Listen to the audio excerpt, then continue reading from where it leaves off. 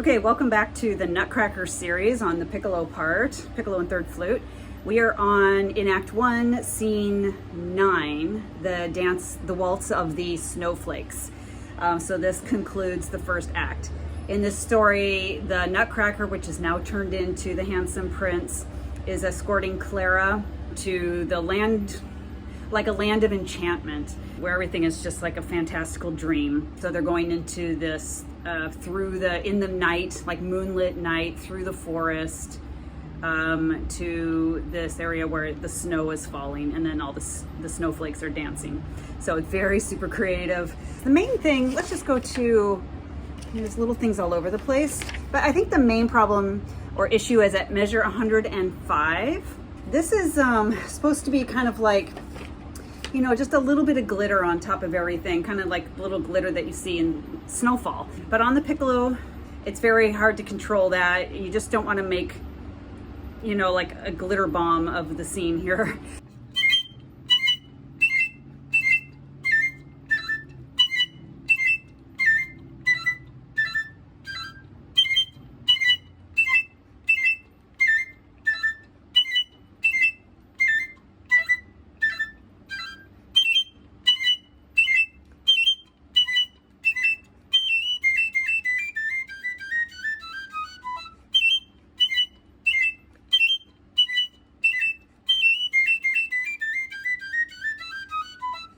So the main problem, I think, is you have these wide intervals. And so usually the first note comes out okay, you drop to the second note, and when you return back to that high note, oftentimes it doesn't speak, or the middle note doesn't speak. It's very tricky. For me, I'm mostly concentrating on keeping my embouchure set to the top note. So in measure 105, the G. And then when I go to the C, I'm not changing my embouchure at all, which you really don't do much on piccolo like you could on flute. You can kind of like drop your jaw a little bit or something. You can't really do that on the piccolo, and you don't have time for that. So you need to have your embouchure set for the high note and then keep it the same through the ba, not da. You don't want that because there's no time for one, and it's too much disturbance with the embouchure. And then as you descend, I feel you have to adjust your embouchure a little bit to go into middle register mode. The aperture opens a little bit, or you're gonna overblow once you get down to like middle A here. So at 105 again, that last one, I'm a little bit not as forward with my embouchure as I was for the top. And again, at measure 1, 2, 3, 4, 5, measure 5 in this, I always do middle F sharp after you do the A, and then my embouchure goes really far forward to grab onto the F sharp. When I'm practicing, I'm just going,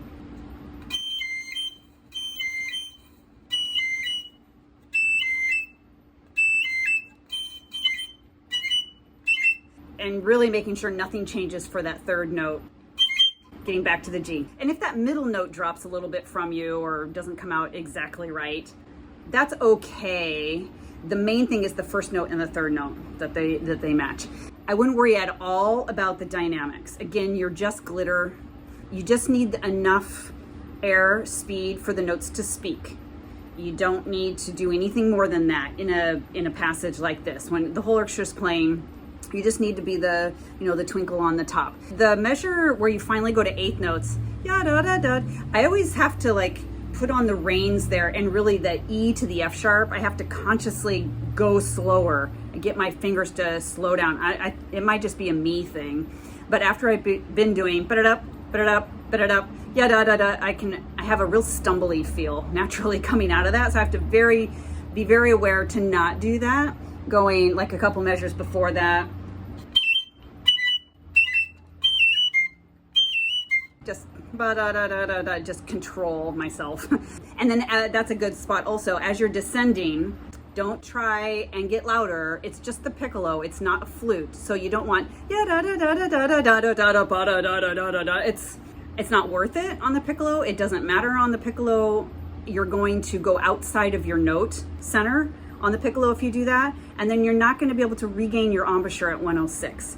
So no one can hear you anyway once you get down into the third measure. Just chill out. So you're going ya da da da da da da da da da, middle register, just light. Just keep it light. So starting at the top of that phrase, it's like that's totally fine. I just kept it all sort of the same. So you have to keep, it's a waltz, so it's in one with the three subdivisions. 1 bum 3 1 2 3 1 da da da da da da da da da da. So it's got a hemiola in there. Try to be as steady as possible. You're really kind of at the mercy of everyone else, what the whole rest of the flute section, the winds, the violins. I think the violas have downbeats. Easily starts to get really unhinged in here with the whole orchestra. As the piccolo player and the most audible person, I try to be very secure, like very square, maybe. If it starts to feel like it's coming unglued, which is almost all the time, I just, as piccolo player, do my best because I'm on the top and I can be heard. 3 1 2 3, to really like insist on the subdivisions being perfect.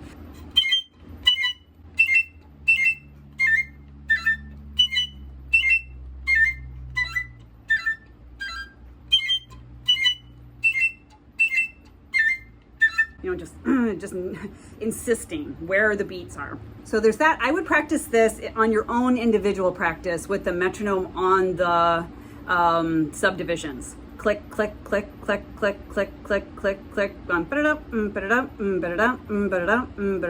And like I said, I believe violas and I'm sure other instruments have downbeats.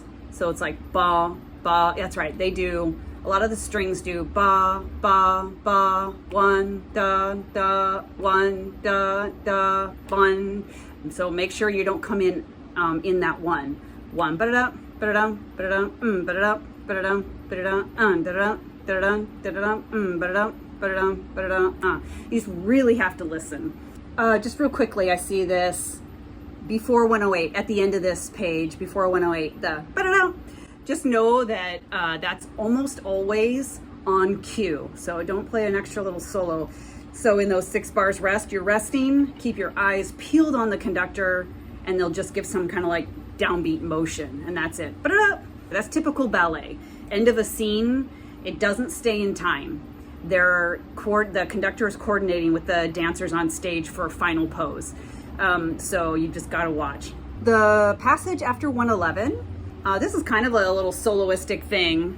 Just make sure you start soft but not gripped on so that you're like flat. You want it soft and light. This like, not, you know, not trying to be soft, but not covering too much of the hole. And the actual head joint hole is facing the ceiling. It's not turned into yourself. And to get it, the note having a good tone, it's all about the airspeed. So you keep the air fast, but everything else is in good playing position.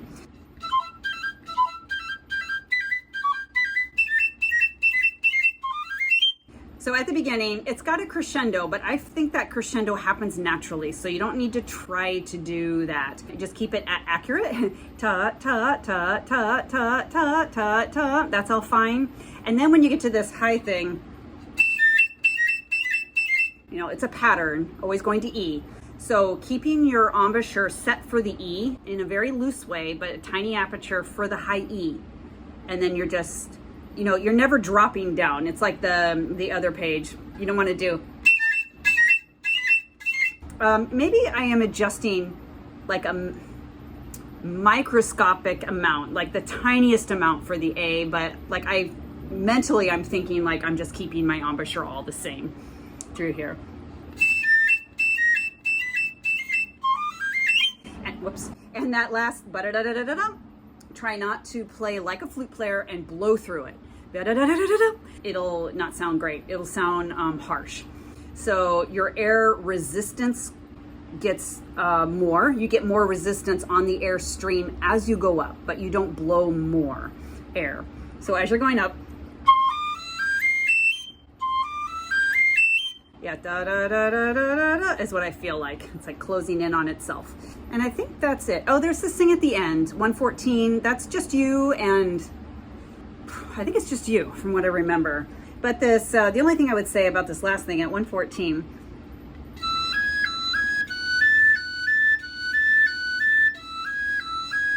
try to make the G sharps on the high side, but not, you can't be doing these head things on the piccolo. But just try to make it light. Check your tuner. It'll easily sound flat. If you're getting the flat middle register sound while you're trying to be soft, and you're like, oh, I gotta push in, you don't. What you need to do is make sure, like I said before, that you're not covering too much of the hole, because we get kind of scared playing piccolo. So like an easy way to like just sort of shrivel into ourselves is to roll in, cover way too much of the hole, and then you can just, the air will go straight in there, and it's safer. It's safer, but it's going to be flat. So to get the unflat sound, you have to not cover so much, have the piccolo up higher on your bottom lip, and then you have to have the air speed to ensure that the notes come out.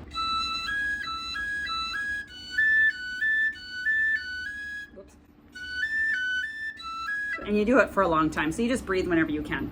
All right, that's no big deal. I think that's it, and that ends Act 1. And so after this will be Act 2, and that's where all the fun scenes are, where you have the character dances, because now Clara and the Nutcracker are in the, I called it the land of enchantment. I don't know if that's officially what it says in the story, but basically that's where they are. And then they're going to be entertained with the Chinese dance, the Arabian dance, the Spanish dance, and etc. So that's where we have a lot of great parts coming up for the piccolo, especially. Well, for us it's especially, but for all the wind instruments, we have a lot of scenes where we get to shine. Okay, so please hit subscribe, and then I'm just going to do go through the whole Nutcracker here in the next week or two, however long it takes me. Every few days, I'm just gonna go to the next scene. So coming up after this will be the beginning of Act 1, which is that big B major scale. So I'll go over that. And so anyway, if you subscribe, so you will be getting these future videos for the Nutcracker.